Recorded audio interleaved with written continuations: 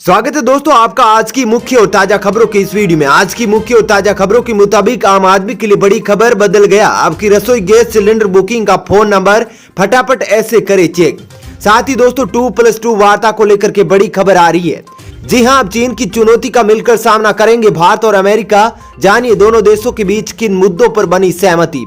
वहीं दोस्तों high security number plate की बुकिंग 1 नवंबर से होगी शुरू। सरकार ने फिर से प्रयोग के तौर पर शुरू किया होम डिलीवरी का नियम। साथ ही दोस्तों दिवाली और छठ पूजा पर रेलवे की ओर से बड़ी खबर आ रही है। तो वहीं जम्मू कश्मीर में अब अपना घर खरीदने के इच्छुकों के लिए भी सरकार की ओर से एक बड़ी अपडेट आ रही है। जी हाँ, अब आसानी से आप भी अपना घर जम्मू कश्मीर में बना सकेंगे।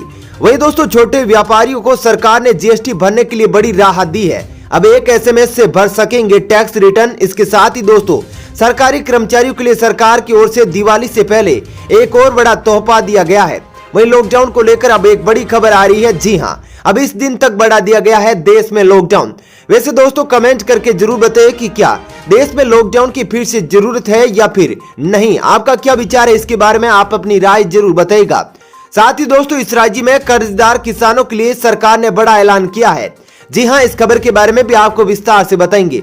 तो दोस्तों आज इन्हीं सब खबरों के बारे में आपको बताएंगे। इसके अलावा भी कई अन्य बड़ी खबरें हैं जिसके बारे में इस वीडियो में जानेंगे। तो दोस्तों वीडियो को अंत तक जरूर देखिएगा। साथ ही दोस्तों वीडियो के बारे में आपकी जो भी राय हो कमेंट करके जरूर बताइएगा। साथ ही दोस्तों यदि आप भी हमारी मेहनत को सपोर्ट करना चाहते हैं और भारतीय सैनिकों के लिए इस वीडियो को लाइक जरूर कीजिएगा। तो चलिए दोस्तों बिना देरी किए फटाफट से जानते हैं आज की सभी बड़ी खबरों को। पहली खबर, देश भर में संक्रमितों का आंकड़ा 79.88 हजार के पार, 1,20,000 से ज्यादा मौतें। दोस्तों देश भर में कोरोना वायरस का कहर लगातार जारी है। भारत में कोरोना से 79,88,853 लोग संक्रमित हो चुके हैं। वहीं इस वायरस के चपेट में आने से अब तक 1,20,000 से ज्यादा लोग अपनी जान गंवा चुके हैं। हालांकि राहत की बात यह है कि 72,57,000 से ज्यादा लोग इस वायरस को मात देकर ठीक हो चुके हैं। वहीं देश भर में कोरोना को मात देकर ठीक होने वालों की संख्या सक्रिय मामलों की संख्या से कहीं अधिक है। सक्रिय मामलों की कुल संख्या अब 6,10,000 से ज्यादा है। चलिए दोस्तों जानते हैं अगली खबर। आम आदमी के लिए बड़ी खबर, बदल गया आपकी रसोई गैस सिलेंडर बुकिंग का फोन नंबर का नियम, फटाफट ऐसे करे चेक। जी दोस्तों देश की सबसे बड़ी सरकारी oil marketing company IOC Indane के नाम से गैस एजेंसी डिस्ट्रीब्यूशन सर्विस चलाती है। अगर आप घरेलू एलपीजी सिलेंडर रिफिल कराने के लिए मोबाइल नंबर से बुकिंग कराते हैं तो आपके लिए यह काम की खबर है। अगर आप इंडेन के ग्राहक हैं तो आज से अब आप पुराने नंबर पर गैस बुक नहीं करा पाएंगे। इंडेन ने अपने एलपीजी ग्राहकों को उनके रजिस्टर्ड मोबाइल नंबर पर गैस बुकिंग करने के लिए नया नंबर भेजा है, जिसके जरिए आप गैस रिफिल के लिए सिलेंडर बुक करा सकते हैं। इंडियन ऑयल की तरफ से जारी इस नंबर का इस्तेमाल इंडियन के देश भर के उपभोक्ता आईवीआर और एसएमएस के जरिए गैस बुकिंग के लिए कर सकते हैं। चलिए दोस्तों जानते हैं अगली खबर। 2+2 वार्ता, चीन को चुनौती का मिलकर सामना करेंगे भारत और अमेरिका। जानिए दोनों देशों के बीच किन मुद्दों पर बनी सहमति। दोस्तों भारत अमेरिका परस्पर सहयोग को नई ऊंचाई देने के साथ तीसरे देश में भी सहयोग की संभावना पर काम करेंगे। भारत अमेरिका ने जिस तरह से अपने सहयोग को विस्तारित करने का मन बनाया है वे चीन को बहुत ज्यादा चुभ सकता है। सूत्रों ने कहा कि चीन का दखल और आक्रामकता कई देशों में लगातार बढ़ रहा है। ऐसे में भारत और अमेरिका का हिंद प्रशांत क्षेत्र में सुरक्षा और सामरिक रणनीति के लिहाज से काफी महत्वपूर्ण समझौता साबित हो सकता है। सूत्रों ने कहा कि चीन का व्यवहार दक्षिणी चीन सागर और पूर्वी चीन सागर में क्षेत्रीय विवादों को जन्म दे रहा है।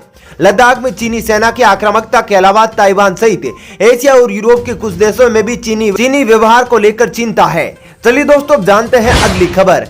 हाई सिक्योरिटी नंबर प्लेट की बुकिंग 1 नवंबर से फिर प्रयोग के तौर पर शुरू होगी होम डिलीवरी।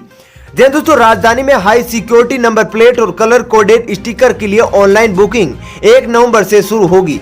इसके साथ ही इनकी होम डिलीवरी प्रयोग के तौर पर शुरू की जाएगी। यह निर्णय परिवहन मंत्री कैलाश गहलोत की अध्यक्षता में हुई बैठक में मंगलवार को लिया गया। होम डिलीवरी की सुविधा लेने वाले वाहन चालकों को 100 से 200 रुपए तक शुल्क देना होगा। वहीं बता दें कि नंबर प्लेट तैयार होने पर कार विक्रेता की ओर से खरीदार को मोबाइल पर मैसेज भेजा जाएगा। चलिए दोस्तों जानते हैं अगली खबर। दिवाली छठ में घर जाने वालों के लिए खुशखबरी, रेलवे ने किया 46 स्पेशल ट्रेनों का ऐलान, आज ही करा ले बुकिंग।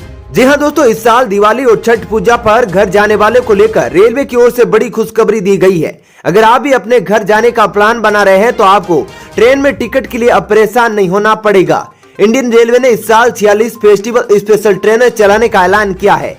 ये सभी ट्रेनें यूपी और बिहार के अलग अलग जिलों में जाएगी। बता दें कि कोरोना काल में देश में सीमित संख्या में ट्रेनों का संचालन किया जा रहा है। ऐसे में त्योहारी सीजन में ट्रेनों की डिमांड को देखते हुए रेलवे ने अन्य स्पेशल ट्रेनों को चलाने का फैसला किया है। अगर आप भी यात्रा की योजना बना रहे हैं तो आप इन ट्रेनों की लिस्ट चेक कर आज ही अपना टिकट बुक करा ले। चलिए दोस्तों, अब जानते हैं अगली खबर। जम्मू कश्मीर में अब कोई भी बना सकेगा अपना घर, केंद्र सरकार ने लागू किया ये नियम। दोस्तों, जम्मू कश्मीर में अब कोई भी व्यक्ति जमीन खरीद सकेगा। इसी के साथ जम्मू कश्मीर में अपना सपनों का घर बनाने का सपना साकार हो पाएगा। ऐसा इसलिए क्योंकि केंद्र सरकार ने केंद्र शासित प्रदेश जम्मू कश्मीर में भूमि स्वामित्व अधिनियम संबंधी कानूनों में संशोधन किया है। इसके चलते अब देश का कोई भी नागरिक जम्मू कश्मीर में मकान, दुकान और कारोबार के लिए जमीन खरीद सकता है। हालांकि अभी खेती की जमीन को लेकर रोक जारी रहेगी। वहीं बता दें कि केंद्र सरकार का यह फैसला जम्मू कश्मीर पुनर्गठन अधिनियम के तहत जम्मू कश्मीर के केंद्र शासित प्रदेश के रूप में पुनर्गठित होने की पहली सालगिरह के 4 दिन पहले आया है। चलिए दोस्तों, जानते हैं अगली खबर। दिवाली से पहले लाखों कर्मचारियों को मिला एक और तोहफा। 10 दिन में हुए 15,000 करोड़ रुपए के 4 बड़े ऐलान। दोस्तों, केंद्र सरकार ने 10 दिन के भीतर 4 बड़ी घोषणाएं की है, जिसके तहत सरकार ही नहीं प्राइवेट कर्मचारियों को ही फायदा मिलेगा। जहां 30 लाख सरकारी कर्मचारियों के लिए बोनस का ऐलान किया गया है, तो वहीं इससे पहले LTC कैश वाउचर स्कीम का फायदा सरकार के साथ निजी क्षेत्र के कर्मचारियों को भी देने की घोषणा की है।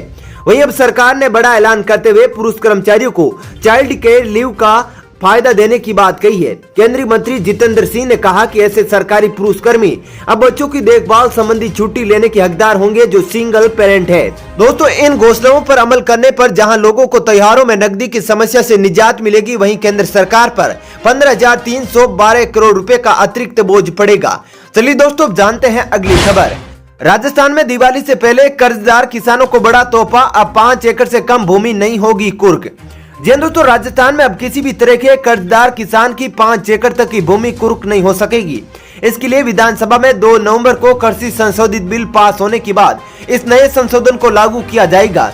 इससे पहले 5 एकड़ से कम जमीन भी कुर्क हो जाती थी। अब दीवानी प्रक्रिया में संशोधन कर कुर्क नहीं की जाने वाली संपत्ति में किसानों की 5 एकड़ भूमि को भी शामिल किया गया है।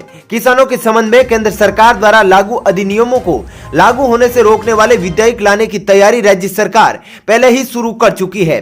चलिए दोस्तों, जानते हैं अगली खबर। गृह मंत्रालय का आदेश, कंटेनमेंट जोन में 30 नवंबर तक लागू रहेगा लॉकडाउन। दोस्तों, गृह मंत्रालय ने मंगलवार को कहा कि कंटेनमेंट जोन में 30 नवंबर 2020 तक लॉकडाउन जारी रहेगा। मंत्रालय ने आदेश जारी कर कहा कि इसे सख्ती से लागू किया जाना चाहिए। वहीं मंत्रालय ने अपने आदेश में कहा कि इस दौरान व्यक्तियों या वस्तुओं के अंतर्राज्यीय और राज्यों के भीतर आवागमन पर कोई प्रतिबंध नहीं होगा।